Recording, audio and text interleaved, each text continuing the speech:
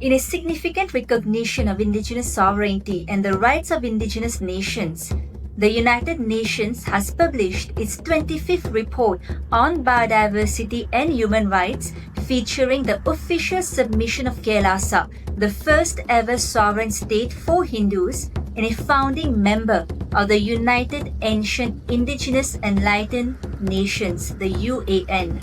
In publishing the report, the United Nations has reaffirmed the Juridical Statehood of KAILASA, lending legitimacy to its sovereign operations under international law and affirming its right to participate in global multilateral dialogues as an indigenous nation-state.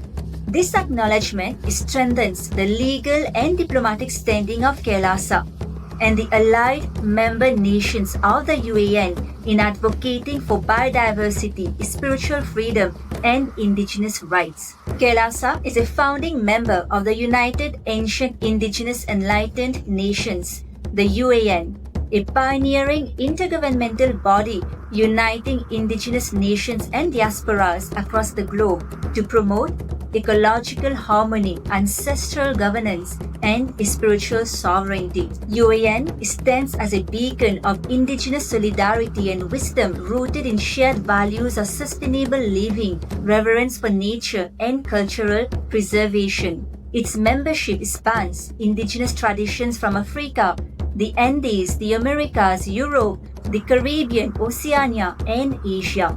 As the world faces mounting ecological collapse and social unrests, UAN affirms that indigenous communities hold vital time-tested solutions from regenerative land management and holistic healing to youth empowerment, intercultural dialogue, and ethical economic models. Through UAN, KAILASA actively contributes its ancient Hindu ecological frameworks to global collaboration, forging alliances with other spiritual and indigenous leaders to co-create pathways for biodiversity protection, climate resilience, and lasting peace. The report also highlights how deep state elements attempted to misuse Interpol to target the Supreme Pontiff of Hinduism, Bhagavan Nityananda Paramashivam, through false extraction efforts.